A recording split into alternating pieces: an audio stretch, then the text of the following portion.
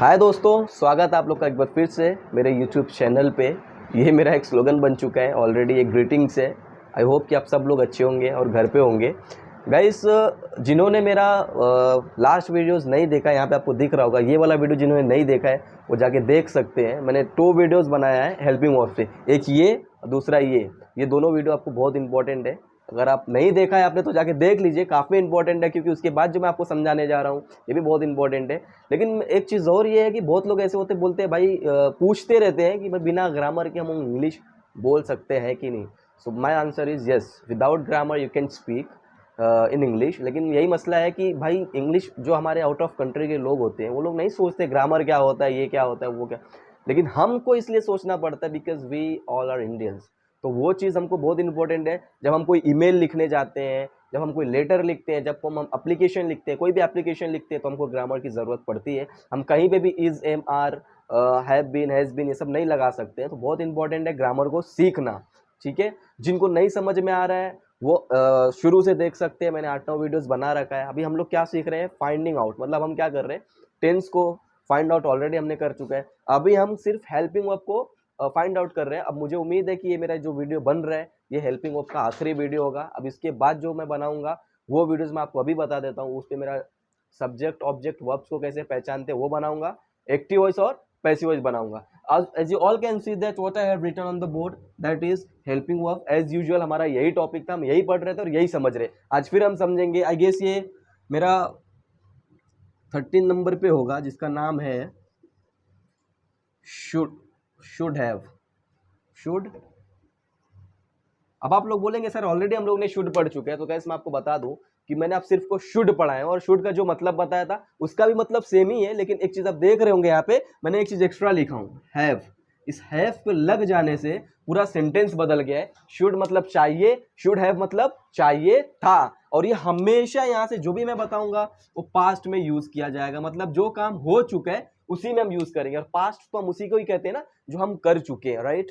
तो अभी क्या हो गया, शुड मैंने पढ़ा है लेकिन अभी मैं शुड हैव के बारे में पढ़ा रहा हूं। शुड हैव मतलब चाहिए था, करना चाहिए था। समझ रहे हो आप। एग्जांपल लिख देता हूं, यहाँ पे कीवर्ड्स लिख देता हूं मैं। करना चाहिए था, ठीक है।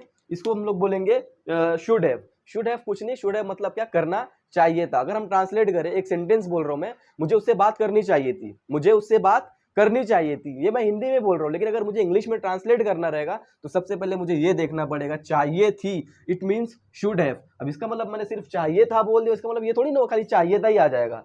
चाहिए थी, चाहिए थे, जो भी है, लेकिन चाहिए प्लस था आना चाहिए। चाहिए सिर्फ आ जाए तो आपको समझ में ये आना चाहिए कि भाई ये शुड का सेंटेंस है। और शुड क्या है, शुड एक हेल्पिंग वर्ब है।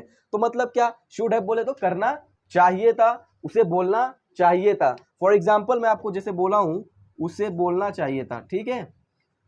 उससे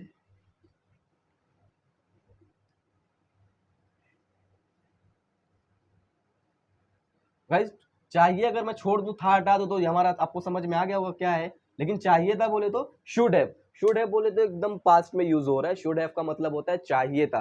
मोटे मोटे लैंग्वेज में यही बोलूंगा, किसी भी सेंटेंस के आखिरी में अगर चाहिए था आ जाए उसे हम बोलेंगे शुड हैव। और शुड हैव क्या है, शुड हैव हमारा एक हेल्पिंग वर्ब है। ये कुछ नहीं, इट्स अ हेल्पिंग वर्ब। वो हमारी क्या करता है, सेंटेंस को फ्रेम करने में या फिर सेंटेंस बनाने में हमारी पूरी मदद करता है। अगर इसके बिना हम कोई सेंटेंस बोले तो हम नहीं बना सकते, सेंटेंस ही नहीं बन पाएगा ना। ये सब के बिना, टेंस हो गया, हेल्पिंग वर्ब हो गया, ये सब के बिना सेंटेंस नहीं बना सकते हम। तो हमको बहुत जरूरी है ये सब चीजों को समझना, सीखना। और हम वही सीख रहे हैं कि कैसे टेंस को पहचाने, कैसे हेल्पिंग वर्ब को पहचाने। अगर हम ये सीख जाएंगे तो उसके बाद हम ट्रांसलेट बहुत ही इजीली, बहुत ही इजी कर सकते हैं ट्रांसलेशन में, ठीक है। आई होप कि आपको ये सब समझ में आया होगा। अब इसके आगे का जो है वो है,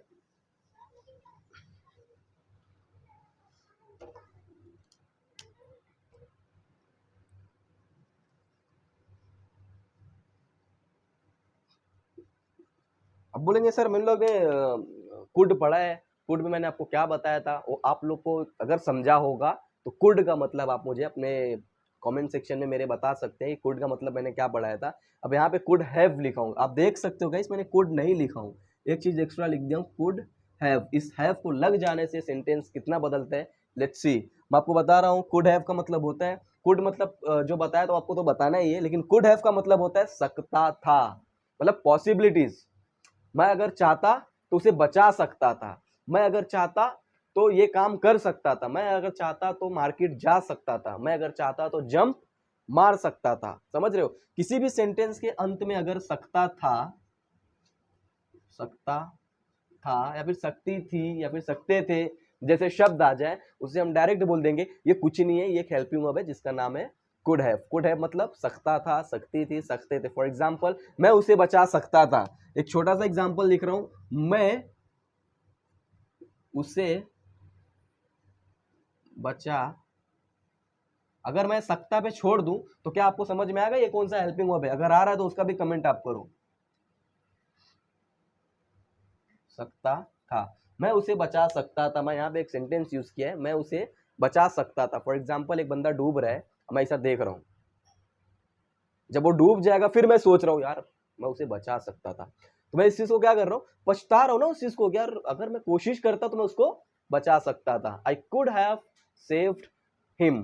अब मैं एक चीज और बता दूंगा यहाँ पे, जितना मैंने could have, should have, must have, might have जो भी पढ़ाने वाला हूँ, सबके साथ हमेशा वर्ब का थर्ड फॉर्म यूज होगा। ठीक है, वर्ब का थर्ड फॉर्म यूज होगा। आप डोंट गेट कंफ्यूज्ड। मैं जब ट्रांसलेशन करवाऊंगा तो मैं आपसे फिर पूछूंगा, ये भूलना नहीं है आपको, इसमें हमेशा के दिमाग में होना चाहिए कि हाँ भाई वर्ब के साथ थर्ड फॉर्म यूज होता है। आपको आई होप कि ये भी आपको समझ में आया होगा। सकता था, सकती थी, सकते थे। मैं उसे समझा सकता था, मैं उसे मार सकता था, मैं उसे बोल सकता था, तुम यह काम कर सकते थे लेकिन किए नहीं। मैं क्रिकेट खेल रहा हूँ, ठीक है, मैं नहीं खेल पा रहा हूँ, आउट हो गया, तो फिर क्या बोलेंगे, यार आप ये काम कर सकते थे लेकिन आपने किया नहीं। बोलते ना एकदम, यार एकदम डिसअपॉइंटिंग होके बोल रहा हूँ, मैं डिसअपॉइंटिंग होके बोल रहा हूँ, यार आप ये कर सकते थे लेकिन कर नहीं पाए, तो उसको हम क्या बोलेंगे, कुड हैव। अब मैं आपको बताने जा रहा हूँ जो हमारा नेक्स्ट वन है, वो है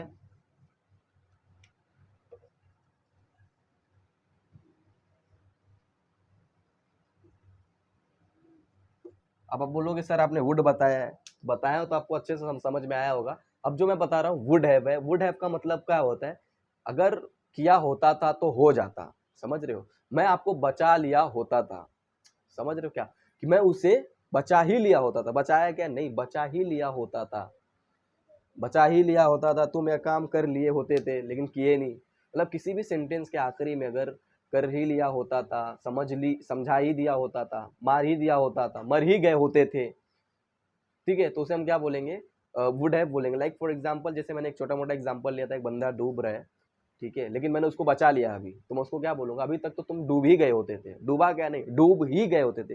ये मार्कर है, अगर गिरा दूं जमीन में, गिरते तक, जो गिरने से जमीन में गिरने तक जो टाइम रहेगा उसमें मैं बचा लूं, तब तो मैं क्या बोलूंगा, ये गिर ही गया होता था लेकिन मैंने बचा लिया। और गिर गया तो मतलब क्या, मैं बचा लिया होता था। बचाया क्या, नहीं।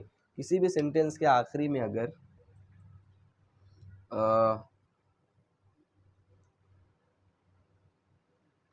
तुम मर ही गए होते थे, ऐसा लिख लो।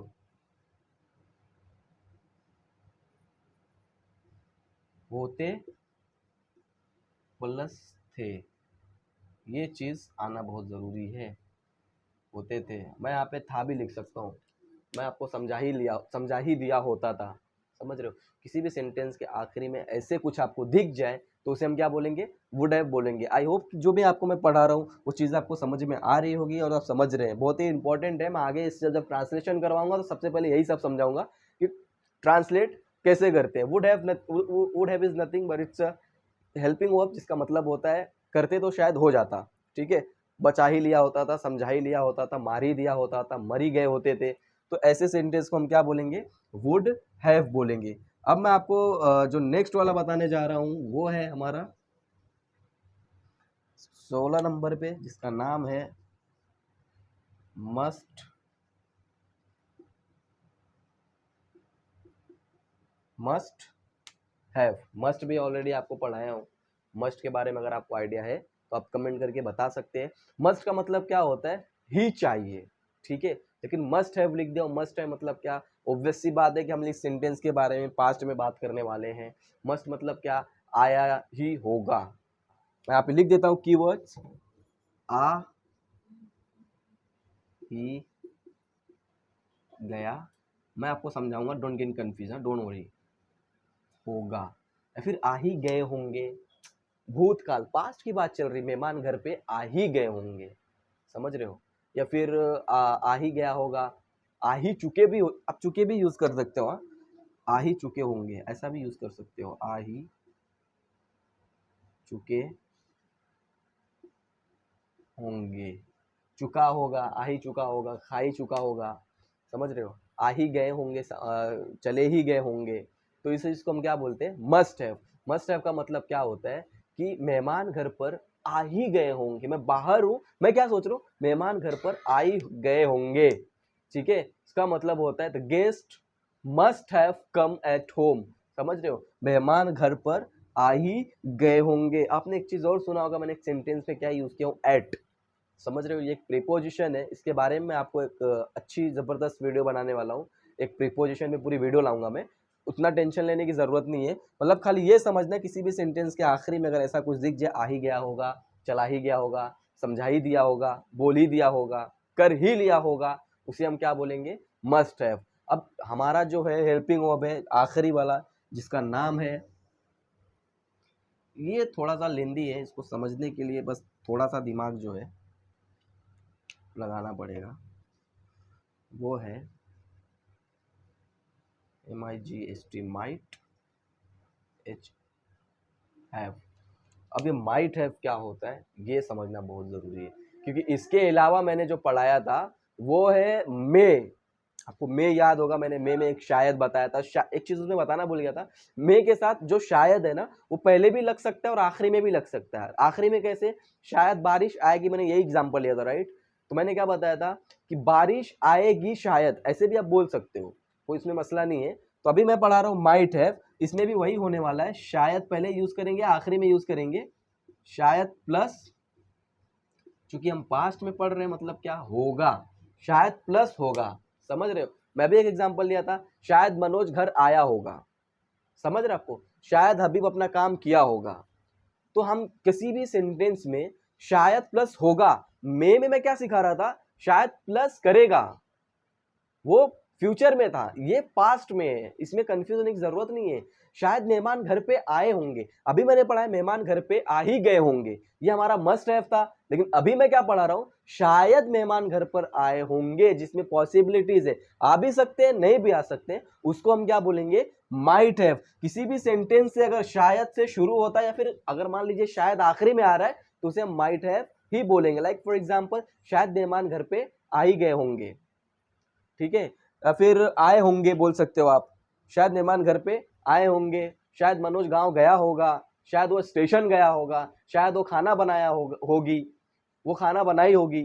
ओके, तो इस तरीके के सेंटेंस अगर आखिरी में आ जाए तो आप सीधा बोल सकते हो। ये शायद वाला जो मसला है, you don't have to get confuse between may and might have, क्योंकि माइट हैव पूरी तरीके से डिफरेंट है, हम इसको पास्ट में यूज करते हैं गाइस, आप ध्यान देना, हम इसको पास्ट में यूज करते हैं, जिसको इंग्लिश हिंदी में भूतकाल कहते हैं, और मे को हम फ्यूचर, शायद प्लस फ्यूचर में यूज करते हैं। लाइक फॉर एग्जाम्पल, शायद बारिश आएगी, शायद मनोज मेरा काम करेगा, मैं ये बताया था, इसमें क्या है, शायद बारिश होगी, समझ रहे हो, शायद मनोज मेरा काम किया होगा, तो ये चीज क्या मतलब पास्ट में हो चुकी है, उसने मेरा लेटर टाइप किया होगा, शायद उसने मेरा लेटर लिखा होगा, तो ये हमारा क्या हो गया, माइट हैव हो गया। गाइस आपको मैं बताना चाहूंगा कि अभी तक का मैंने जो पढ़ाया है टोटल ये कितना हो गया, 17-18 जो भी मैंने हेल्पिंग वर्ब्स पढ़ाया है, ये बहुत ही इंपॉर्टेंट है सेंटेंस को समझने के लिए, बोलने के लिए। थोड़ा सा रिवाइज कराना चाहता हूँ। सबसे पहले मैंने टॉपिक लिया था शुड, शुड का मतलब बताया, फिर मैंने मस्ट पढ़ाया, कुड पढ़ाया, और फिर उसके बाद लेट, लेट्स,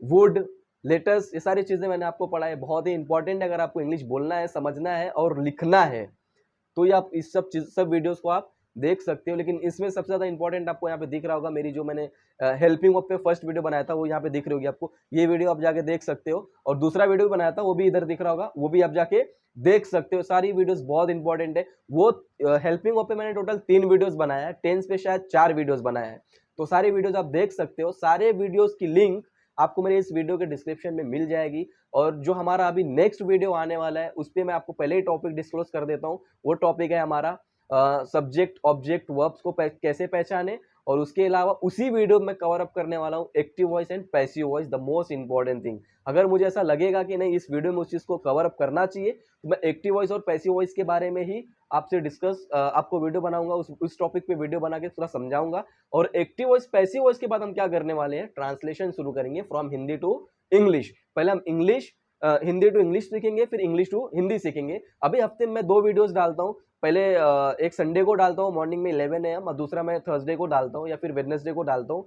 तो ये 2 वीडियो डालता हूँ। लेकिन जब हम ट्रांसलेशन सीखेंगे, हर 2 दिन पे एक वीडियोस आएगी 10-10 ट्रांसलेशन वाली, जो कि जनरल ट्रांसलेशन होते हैं, जनरल सेंटेंस होते हैं, उस पे हर 2 दिन पे 1 दिन पे वीडियोस इस चैनल पे आती रहेगी। सो गाइस उसके लिए आप स्टे ट्यून्ड, क्योंकि सारी वीडियोस बहुत सारे अच्छे-अच्छे कंटेंट आने वाले हैं। और उसके अलावा अभी जो एग्जाम्स होने वाले 10वीं के, उसके how can we write an application, how can we write an essay, ये सब से रिलेटेड मैं वीडियो बनाने वाला हूँ इसी चैनल पे। तो वो सारी वीडियोस भी आएगी। लेकिन अगर मेरी वीडियोस में आपको कुछ कमी लग रही है, कोई ऐसी चीज लग रही है जो मैं नहीं कर पा रहा हूँ, यू कैन कमेंट बिलो।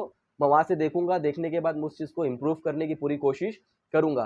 तो गाइस जिन्होंने अभी तक मेरा सारे वीडियोस नहीं देखे हैं, इस चैनल को सब्सक्राइब नहीं किए, उस इस चैनल को सब्सक्राइब कर लें, क्योंकि इस पे बहुत ही सारी इसी तरीके की बहुत सारी इंफॉर्मेटिव वीडियोस आने वाली है।